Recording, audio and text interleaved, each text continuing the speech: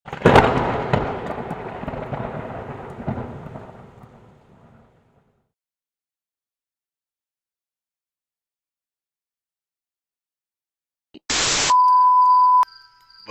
kali Ismail bertanya kepada saya. Tak takut ke jadi pemandu van jenazah? Melalui cermin pandang belakang, saya mengerling ke arahnya dan berkata, apa yang nak ditakutkan? Orang dah mati, bukannya boleh bangun lagi. Saya bergurau juga dengannya. Kata saya, dah berapa orang mati kena cekik dengan mayat? Ismail pula ketawa. Begitu juga dengan Ramli, kawan saya yang duduk di sebelah. Namun tidak dinafikan, banyak kejadian luar biasa berlaku sepanjang 7 tahun saya membawa van jenazah di Negeri Sembilan. Apa yang berlaku itu, saya jadikan iktibar. Ismail mengangguk, membetul-betulkan kopiah putihnya. Dia diam seketika, memegang-megang keranda bapanya yang hendak dihantar ke Jelebu. Adik-beradik Ismail mahu supaya arwah bapa mereka yang meninggal akibat sakit tua itu dikebumikan di kampung asalnya. Walaupun saya cadangkan supaya mayat dihantar awal pagi esok, tetapi mereka tetap mahu dihantar juga pada malam itu juga. Kata mereka, mayat itu hendak dikebumikan sebelum zuhur. Saudara mara ramai yang menunggu. 2-3 minit berlalu, Ismail masih lagi berdiam diri. Mungkin sedang membaca ayat-ayat suci. Mungkin juga sedang mengelamun. Pukul 1.15 pagi. Saya sedang rancak berbual dengan Ramli apabila Ismail tiba-tiba bertanya, tak pernah ke jumpa benda-benda tu? Benda tu? Saya tersenyum. Sambil memulas steering untuk mengelak lubang, saya menjawab, dah biasa. Bayangkanlah, dah 7 tahun saya bawa van jenazah. Kalau nak tengok, ikut saya hantar jenazah pada waktu malam. Tambah saya sambil tersenyum memandang Ramli. Menjelang pukul 1.30 pagi, kami merentasi kawasan-kawasan yang gelap tidak berlampu, ditemani hutan dan ladang di kiri dan kanan. Jika melintasi kawasan perkampungan, sekalipun semua rumahnya gelap gelita. Saya memandu dengan berhati-hati bagi mengelakkan kemalangan apabila tiba-tiba di hujung pancaran lampu van, saya nampak seorang wanita berdiri di dalam pondok menunggu bas. Darah saya berderau. Tangan yang menggenggam steering terasa kebas dan menggeletar. Saya tekan pedal minyak hingga melepasinya. Wanita itu telah beberapa ratus meter ditinggalkan dan saya terus mendiamkan sahaja diri. Fikiran saya melayang mengingatkan mengingatkan pakaiannya, rambut, wajah dan pergerakannya. Saya terus mengelamun dan tidak berbicara walau sepatah pun hinggalah tiba-tiba Ismail bersuara. Encik nampak tak tadi? Soalnya ringkas. Nampak apa? Saya pura-pura bertanya walaupun saya tahu apa yang dia maksudkan. Perempuan tadi dah, kata Ismail. Saya mengiyakannya. Rupa-rupanya Ismail juga lihat perempuan itu yang pakaiannya serba putih labuh hingga ke tumit. Rambutnya dibelah tengah, panjang mencecah tanah. Yang menakutkan saya, apabila van semakin hampir, wanita bertubuh langsing, cantik dan kulit putih bersih itu mara ke hadapan, lalu perlahan-lahan mengangkat tangan mahu menumpang. Ketika itu jantung saya bagai hendak putus daripada tangkainya. Apabila van melintasinya, mata wanita itu tajam merenung saya. Itulah benda yang awak cakap tadi, kata saya, menyebabkan Ismail beristighfar beberapa kali. Alamak, ni yang seram ni. Kalau macam ni, tak sangguplah saya nak ikut encik berdua lagi. Tambahnya membuatkan saya dan Ramli tergelak besar. Saya beritahu Ismail, ini baru satu malam. Kalau selalu, pasti macam-macam pengalaman yang akan dilaluinya. Sebab itulah Abang Hussein ni selalu ajak saya temankan. Senang kalau jadi apa-apa. Dia ni pun bukannya berani sangat. Ramli bergurau menyebabkan saya ketawa. Ismail pun tergelak sama. Memang saya bukannya berani sangat. Tengok tu. Ada satu lagi. Saya menjerit sambil menunding jari ke arah birai jambatan di sebelah kiri jalan. Ismail dan Ramli serentak menoleh. Saya pasti mereka juga nampak seorang perempuan tua duduk bersila di tepi jambatan itu dengan wajah yang cukup mengerikan. Matanya yang merah itu merenung kami dengan muka masam dan rambutnya menggerbang. Yang menakutkan kami, sudahlah pakaiannya serba putih dan kulitnya berkedut. Nenek itu memangku pula seorang bayi di dalam kain putih. Wanita tidak siuman, mustahil. Kalau orang tidak siuman, pakaiannya pasti kotor dan comot. Namun pakaian wanita itu putih bersih.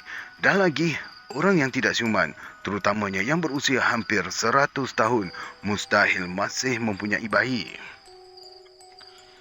Pada dini hari yang sejuk dan gelap gelita itu jugalah, tidak mungkin ada gadis yang berani bersendirian menunggu bas. Apatah lagi yang berpakaian putih dan rambut mencecah tanah. Sampai bila pun kita tidak akan jumpa gadis yang mempunyai rambut sepanjang itu. Dua kejadian itu menyebabkan kami benar-benar terkejut. Ismail berkali-kali menggelengkan kepala dan tersandar di dinding van sambil beristighfar serta mengucap panjang. Sampailah ke rumahnya di Jelebu sekitar pukul 2.30 pagi. Beberapa kali Ismail meraup bulu roma di tengkuk dan lengannya yang berdiri tegak. Keesokannya, saya menunggang motosikal ke kawasan yang dilalui malam tadi dan singgah di pondok menunggu bas tempat wanita berambut panjang itu dilihat. Tapi, sekejaplah sahaja. Tanpa mematikan enjin motosikal, saya terus berlalu kerana berhampiran pokok pondok tersebut terdapat sebuah jiran.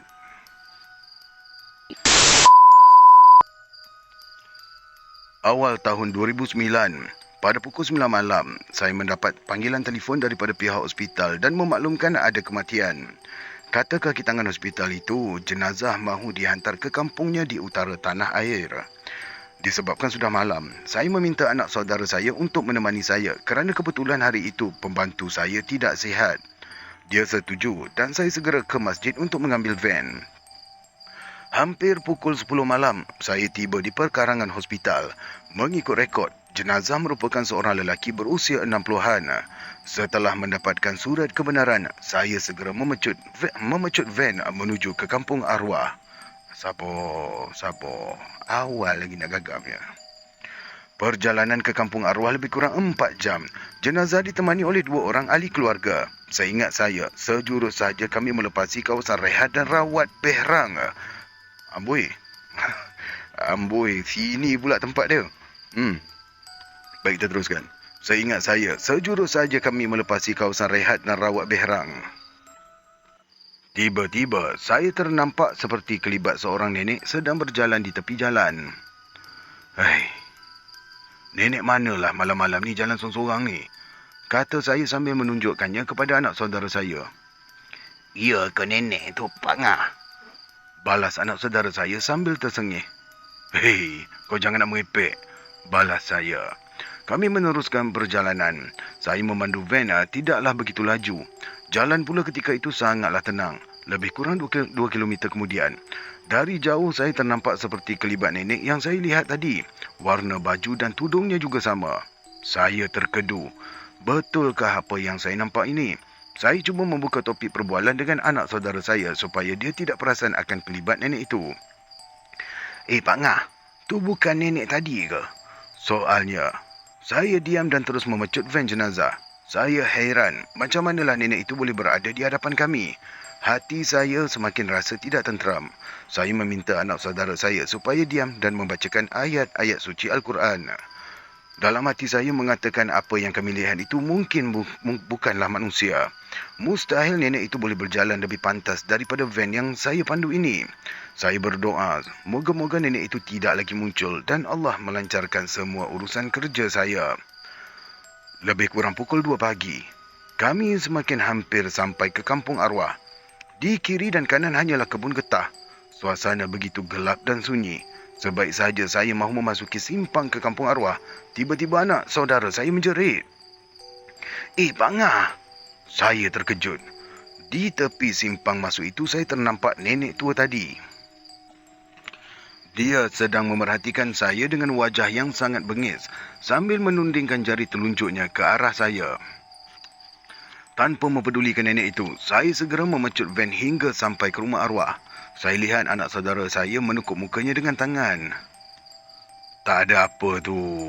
Ingat Allah. Saya cuba memujuknya untuk memberi semangat. Sampai di rumah arwah, tiba-tiba saja hujan turun dengan selebat-lebatnya. Saya mulai risau sebab kami belum sempat lagi menurunkan jenazah. Saya bertanya kepada ahli keluarga si mati. Macam mana ni? Hujan lebat sangat. Nak bawa turun pun susah juga ni, kata saya. Mereka kemudiannya naik dahulu ke dalam rumah untuk meminta bantuan ahli keluarga yang lain. Akhirnya datang 4 orang lelaki untuk membantu saya. Sebaik saja pintu van dibuka untuk mengeluarkan jenazah. Perang! Lebih kurang macam itulah bunyi dia ya. Kami dikejutkan dengan bunyi dentuman kilap yang sangat kuat sehingga membuatkan telinga saya berdesing seketika. Oh, kat sini bunyi kilat, bunyi perang baik. Saya segera melompat masuk ke dalam van. Ahli keluarga arwah juga bertaburan lari meninggalkan jenazah. Lebih kurang 5 minit kemudian, kami sekali lagi cuba untuk menurunkan jenazah walaupun ketika itu hujan masih turun mencurah-curah. Tetapi apabila pintu dibuka, petir sekali lagi menyambar dengan kuat. Kali ini kami lebih bersedia. Kata saya, kita kena keluarkan cepat-cepat. Apabila saya mulakan kiraan 3, kami terus mengeluarkan jenazah untuk masuk ke dalam rumah. Namun sebaik saja mayat keluar sahaja dari van, sekali lagi petir menyambar. Waktu itu, salah seorang daripada ahli keluarga arwah tergelincir kerana mahu cepat. Mayat tergolek jatuh ke tanah. Kami segera mendapatkan mayat dan membawanya masuk ke dalam rumah. Habis kami semua ini basah kuyup. Selimutkan jenazah ni cepat, kata saya. Apabila saja kami mahu menutup jenazah, berlaku sesuatu yang pelik. Tiba-tiba darah mengalir dari telinga arwah. Bau darah itu sungguhlah busuk. Saya terkejut. Ada darah lagi ke? Mana datang darah ni? Atau darah ini datang disebabkan ia terjatuh sebentar tadi? Bau darah itu memang meloyakan. Ada beberapa orang ahli keluarga arwah sampai berlari meninggalkan jenazah kerana tidak tahan dengan bau darah itu. Nasib baiklah saya sudah biasa dengan bau sebegini. Saya segera mengambil kain dan menekuk telinga yang berdarah itu. Sebentar kemudian, ia berhenti mengalir. Lebih elok, persiapkan jenazah ni cepat, kata saya. Beberapa orang ahli keluarga arwah mulai bingung. Kata mereka, imam masih belum sampai. Tak tahu siapa yang boleh uruskan jenazah. Lagipun sudah dini hari. Tiada orang kampung yang boleh bantu untuk uruskan. Mereka merancang lepas subuh esok barulah mahu uruskan jenazah. Tambahan pula, segala kelengkapan mereka tidak sediakan. Saya beritahu ahli keluarga arwah, sekiranya ada peralatan lengkap boleh juga saya lakukan. Tetapi disebabkan tiada apa-apa, terpaksalah mereka menunggu esok untuk diuruskan jenazah itu. Selesai semuanya, saya meminta izin untuk pulang. Tidak salah saya, waktu ketika itu hampir pukul 3:30 pagi. Dan hujan masih lagi lebat. Sebaik sahaja melangkah keluar dari rumah, sekali lagi saya nampak kelibat nenek tua itu berada betul-betul di pagar rumah arwah. Dia memandang ke arah saya, namun saya buat-buat tidak nampak. Dalam fikiran saya, mula tertanya-tanya, kenapa nenek ini ikut saya? Saya segera masuk ke dalam van dan memandu meninggalkan perkarangan rumah arwah. Langsung saya tidak pedulikan nenek tersebut yang masih lagi berdiri di tepi pagar sambil memerhatikan saya dengan wajah yang bengis. Anak saudara saya pun sudah terlelap ketika itu. Sewaktu mahu pulang, perjalanan saya dihalang apabila ada sebatang pokok tumbang dan menghalang jalan. Saya garuk kepala. Sudahlah waktu itu tiada sesiapa pun yang lalui kawasan itu. Keadaan pula sunyi, sepi dan gelap gelita. Hendak patah balik, kata ahli keluarga si mati. Hanya itulah satu-satunya jalan untuk keluar dari kampung mereka. Mahu tidak mahu, saya terpaksa menunggu sesiapa sahaja yang melalui jalan tersebut. Namun dalam hati saya masih lagi bermain dengan pelbagai persoalan. Siapakah sebenarnya nenek tua yang mengekori kami? Kenapa dengan tiba-tiba saja petir bertingkah apabila kami mahu menurunkan jenazah? Saya tidak mahu bersangka buruk. Bagi saya, apa yang saya alami ini adalah pengalaman untuk saya, supaya saya lebih tabah dalam melaksanakan kerja dan tanggungjawab ini. Sepanjang lebih 15 tahun membawa van jenazah, pengalaman inilah paling perit yang saya hadapi. Saya terpaksa tidur di dalam van hingga waktu subuh. Duit upah pengantaran yang saya terima terpaksa saya gunakan untuk membayar upah orang memotong pokok. Sekiranya tidak, saya tidak akan dapat pulang. Walaupun kisah ini berlaku hampir 5 tahun yang lalu, namun wajah nenek itu masih lagi segar dalam ingatan. Saya masih boleh ingat lagi wajah bengis nenek itu ketika memandang ke arah saya. Tidak tahulah apa dosa saya sehingga kan begitu sekali dia marah kepada saya, sedangkan saya langsung tidak mengenalinya.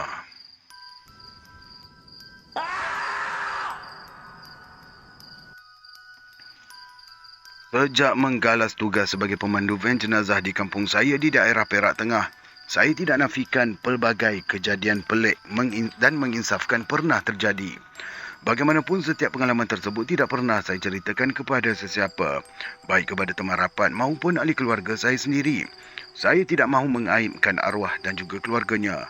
Namun, ada satu kisah yang rasanya perlu saya ceritakan kepada semua untuk dijadikan renungan dan tauladan. Saya ingin semua menilaikannya sendiri. Bagaimanapun, butir-butir pribadi arwah akan saya rahsiakan, takut sekiranya ada yang mengenali dan jatuh pula aib kepada keluarga arwah nanti. Ceritanya bermula pada awal tahun 2008 ketika saya diminta membawa pulang jenazah seorang lelaki dari Kuala Lumpur ke rumah keluarganya di Lekir, Perak. Melalui cerita yang saya dengar, arwah merupakan seorang kontraktor yang cukup berpengaruh dan terkenal di Kuala Lumpur. Namun, umurnya tidak panjang kerana walaupun baru mencecah awal 50-an, arwah telah mengidap pelbagai jenis penyakit, antaranya kencing manis, masalah jantung dan juga darah tinggi. Arwah dikatakan terlantar hampir seminggu di hospital untuk mendapatkan rawatan jantung. Belum sempat doktor melakukan pembedahan, arwah terlebih dahulu mengembuskan nafasnya yang terakhir. Keluarganya memutuskan untuk mengebumikan jenazah arwah di kampung kelahirannya, memandangkan kedua-dua ibu bapa dan semua adik-beradiknya masih lagi menetap di kampung. Jadi secara tak langsung, saya dipertanggungjawabkan untuk membawa pulang jenazah arwah dari Kuala Lumpur. Saya menuntut jenazah arwah tanpa sebarang kesulitan. Maklumlah, arwah meninggal dunia di hospital swasta yang bertaraf 5 bintang. Layanan pun mestilah berkelas A juga. Segala urusan jenazah pula telah dibuat oleh salah seorang anak saudara arwah yang menetap di Kuala Lumpur. Jadi kerja saya cukuplah mudah, iaitu datang ke hospital, ambil jenazah dan terus bawa pulang ke kampung. Saya bertolak dari kampung hanya seorang diri kerana mengikut kata abang arwah, salah seorang daripada anaknya yang bekerja di Kuala Lumpur akan menemankan saya ketika pulang nanti. Tetapi, apa yang terjadi sekarang ini, anak saudaranya tidak jadi menemankan saya kerana dia akan pulang memandu sendiri ke kampung pada waktu malam nanti. Kerana perlu kembali semula ke pejabat untuk membereskan saki-baki kerjanya. Saya hanya terdiam dan tak mampu berkata apa. Walaupun saya rasa tertipu, namun tugas ini terpaksa juga saya lakukan.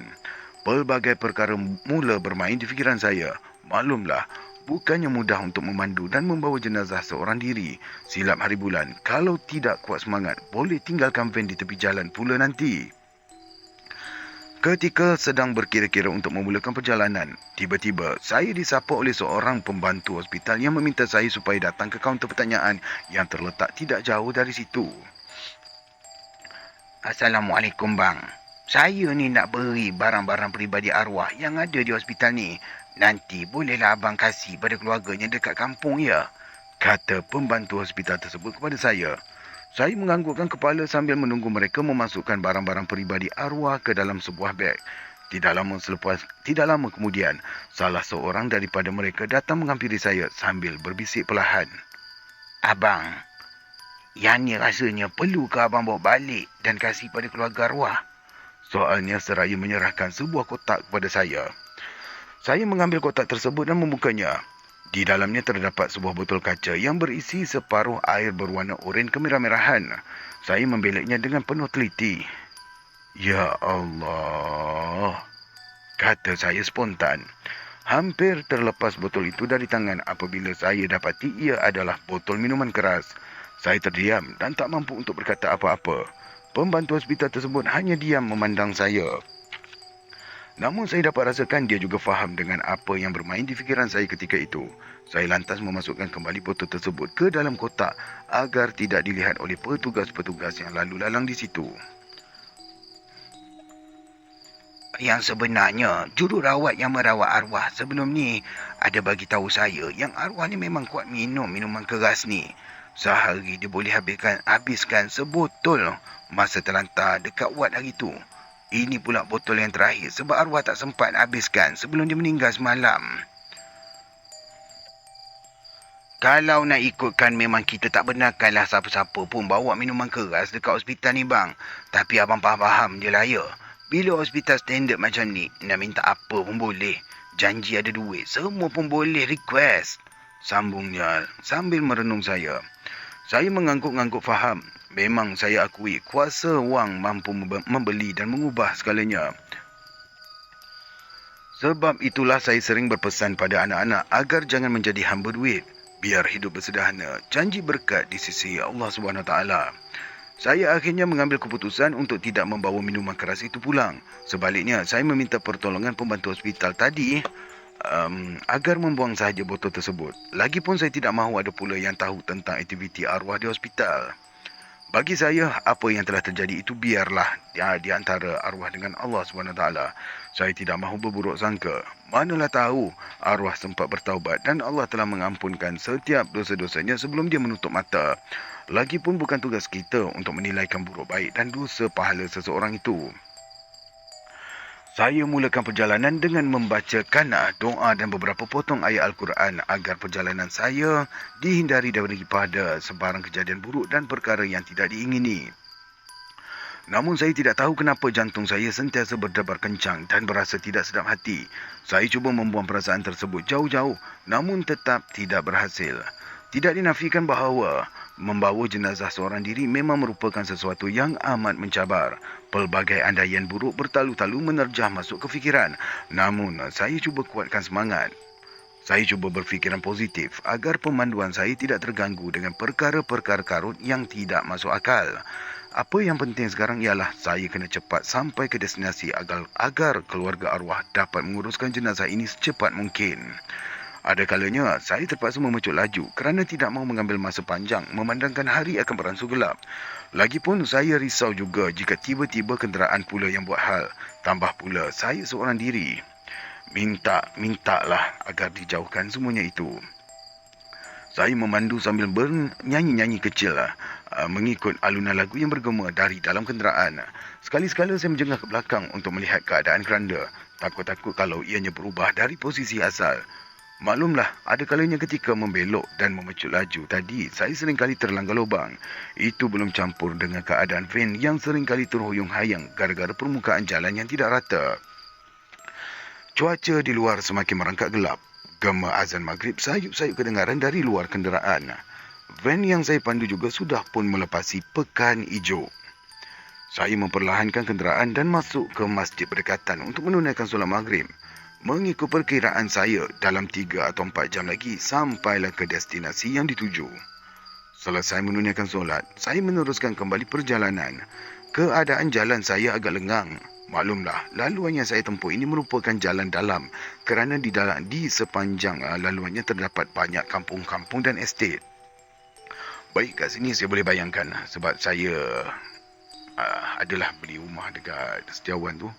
So memang jalan dia memang rare lah kalau malam. Baik, kita teruskan. Jadi bila-bila waktu malam memang kurang kenderaan yang lalu lalang. Memandangkan kebanyakan pemandu lebih suka menggunakan lebuh raya kerana lebih cepat dan menjimatkan masa. Sedang saya leka mendengar celoteh juruhebah yang bertugas di radio ketika itu. Tiba-tiba saya dikejutkan dengan bunyi aneh dari arah belakang. Saya memperlahankan suara radio lalu cuba mengamati suara tersebut.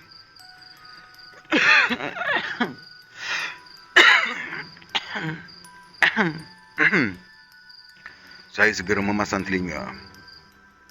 Mana pula datangnya bunyi berdehem yang saya dengar sebentar tadi? Takkanlah bunyi tersebut datangnya daripada jenazah yang saya bawa ni pula. Bising hati saya sendirian. Saya mula panik. Seluruh badan tiba-tiba menjadi seram sejuk. Namun, saya cuba mengawal perasaan agar tidak berlaku sebarang kejadian yang tidak diingini.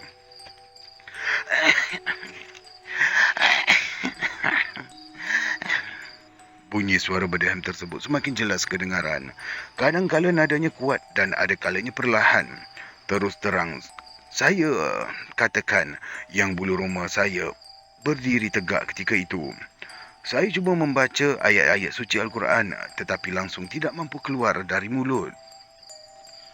Ayat-ayat suci yang mudah dan biasa saya hafal sebelum ini juga semuanya berterabur dan tunggang langgang. Saya berfikir, adakah perlu untuk saya berhenti atau meneruskan perjalanan? Saya takut jika situasinya yang berlaku ketika ini membuatkan saya gagal mengawal kenderaan, lalu mengakibatkan kejadian yang tidak diingini pula berlaku. Tetapi jika saya mengambil keputusan untuk memberhentikan kenderaan, apa pula yang boleh saya buat? Perlukah saya keluar tinggalkan kenderaan dan meminta pertolongan daripada orang yang lalu lalang? Bagaimana pula saya ingin katakan pada mereka? Perlukah saya ceritakan keadaan sebenar yang berlaku? Saya masih bingung dan buntu. Tetapi di waktu yang sama, kaki saya terus menekan pedal minyak berkenderaan itu. Saya semasa fikiran ligat mencari jalan penyelesaian, tiba-tiba saya terdengar sesuatu yang kuat dari arah belakang. Ya Allah, bunyi apa pula ni? Bisik saya dalam hati. Saya memasang telinga dengan lebih teliti. Bunyi dehaman dan dengkuran yang kuat bersilih ganti dari arah belakang itu benar-benar menyeramkan saya. Kaki dan tangan saya menggigil kesejukan. Baju sudah lencun dibasahi peluh. Saya akui tidak mampu mengawal kenderaan dengan baik ketika itu. Serta-merta saya menekan brek dan berhenti di tepi jalan. Tergamam saya seketika. Bunyi suara orang berdengkur dan berdeham sebentar tadi tiba-tiba hilang daripada pendengaran. Saya menarik nafas lega sambil mengurut dada berulang kali. Sedang berkira-kira ingin meneruskan perjalanan, tiba-tiba saya dikejutkan dengan suara garau yang muncul dari arah belakang. Mana air aku tadi? Aku haus ni. Aku nak minum. Berulang-ulang kali suara itu menerjah gegendang telinga saya, sehinggakan rasanya hampir nak luruh jantung saya mendengarnya. Saya mengambil keputusan untuk keluar dari kenderaan. Saya beristighfar berulang kali sambil merenung ke arah jenazah di belakang. Waktu itu fikiran saya terus menangkap setiap insiden yang berlaku di hospital siang tadi. Kisah di mana salah seorang daripada pembantu hospital menyerahkan sebotol minuman keras kepada saya. Memang sah dan sahih. Nampaknya bunyi dehaman, dengkuran dan suara yang baru saya dengar sebentar tadi datangnya daripada jenazah yang saya bawa. Hampir 10 minit menenangkan diri di luar kenderaan dan membacakan ayat suci Al-Quran. Akhirnya barulah saya mengambil keputusan untuk menyambung semula perjalanan. Saya nekat dan cuba kuatkan semangat. Gangguan-gangguan tersebut terus berlarutan sepanjang perjalanan saya ke rumah arwah. Tetapi saya hanya pekakkan telinga sambil membaca ayat-ayat suci Al-Quran. Hampir pukul 11 malam barulah saya sampai ke destinasi. Setelah jenazah arwah dibawa masuk ke dalam rumah, saya terus membawa kenderaan tersebut untuk diparkir semula di perkarangan masjid. Sejurus sampai di masjid, saya terus membuka pintu belakang van untuk mengeluarkan keranda dari dalam kenderaan. Dan kali ini saya terkejut besar apabila saya lihat terdapat limpahan air dari bawah keranda. Puaslah juga saya berfikir dan amati dari mana datangnya air tersebut. Lagipun ketika saya membawa jenazah masuk ke dalam rumah keluarga arwah tadi, tidak ada pula limpahan air seperti yang saya nampak di depan mata sekarang. Apa yang menjadi kemusykilan saya ialah air yang ada di hadapan saya ketika ini baunya cukup tengik. Saya sentuh dengan jari dan cuba menghidunya. Astaghfirullahalazim. Hampir nak termuntah saya dibuatnya. Memang tak salah lagi. Air yang melimpah di hadapan saya ini ialah minuman keras. Namun dari mana pula datangnya air ini? Saya tidak mahu berfikir lama-lama. Rasanya sebelum orang lain dapat tahu apa yang terjadi, lebih baik saya uruskan dahulu apa yang patut. Saya mengisi air ke dalam baldi lantas membersihkan lantai kenderaan. Setelah benar-benar berpuas hati dan tiada sebarang bau yang tinggal, barulah saya lap lantai kenderaan tersebut. Hampir setengah jam lamanya, saya bertungkus lumus membersihkan kenderaan tersebut. Setelah benar-benar berpuas hati, barulah saya mengambil motosikal saya dan bergerak pulang. Dalam perjalanan balik, fikiran saya ligat memikirkan insiden yang berlaku siang tadi. Saya tak sangka pengalaman memandu seorang diri hari ini merupakan insiden yang cukup menakutkan. Saya berjanji pada diri selepas ini, saya tidak akan lagi memandu seorang diri lagi. Namun, saya lebih berdebar-debar menantikan hari esok. Saya berharap dan berdoa agar tiada sebarang insiden lain yang bakal terjadi ketika arwah dikebumikan nanti. Cukuplah apa yang terjadi hari ini. Semoga apa yang berlaku hari ini menjadi pengalaman yang cukup bermakna buat saya.